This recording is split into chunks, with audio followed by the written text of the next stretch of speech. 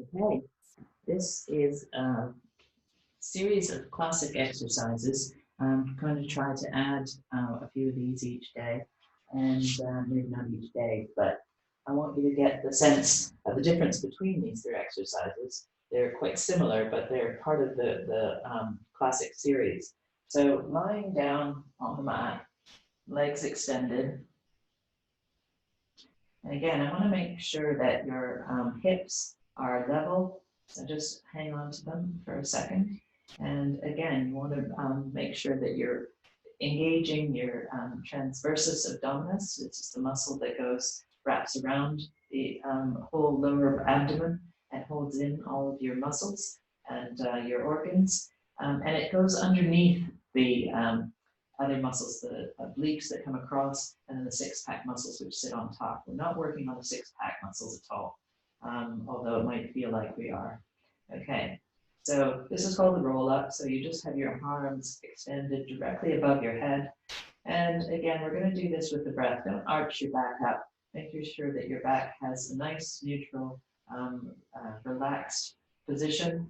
And you can have your feet either flexed or pointed. I'm going to keep mine flexed for now. And as you breathe in, bring your arms up to straight above you.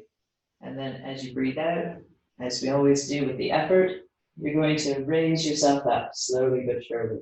And again, doing this in a nice controlled way and leaning forward.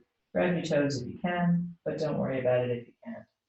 And then we're going to go back down again. So the thing you want to concentrate on is pulling from here. You're not pulling from your shoulders, you're not pulling with your arms. And again, it's slow and controlled. So coming all the way down, again, where the idea is we're trying to move each vertebrae one at a time.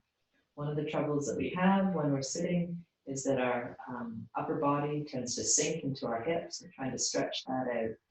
So breathe in, raising the arms up, and out as you keep going all the way up. And again, from here, not pulling, and reach across and down. So this is the roll up. I'm going to do one more of these. So slowly, and again, you might feel some little cracks or motion in your back. Don't worry about that. It's actually really good to release the spinal fluid.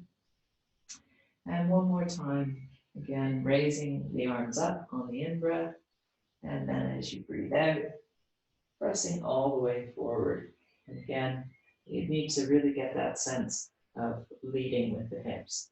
And then as you move forward, I want you to keep your back straight. And you can bring your head down, but don't just collapse your upper back. Nice straight upper back. Okay, so coming down again on the out breath, we're trying to think about it as laying down a whole string of pearls and your arms flat out at the back.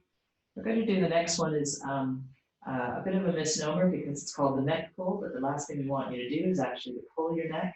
So Joseph Pilates had, well, he was working before modern medicine, I suppose, in some ways. So I want you to have your arms at the side, your elbows raised, just so that you can see them out of your peripheral vision. And you're not actually interlocking your fingers behind your head. You're actually kind of cupping your ears so that we're not going to be pulling our necks at all.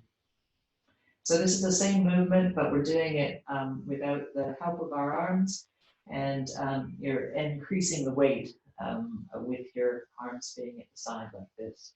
So again, breathe in, breathe out, and coming up, you can feel that it's already a little bit more trickier, and raise yourself up to a seated posture. And then coming down, one vertebrae at a time. I like to think of squashing a line of grapes or anything else you want to squash, strawberries, getting ready for a nice glass of wine perhaps.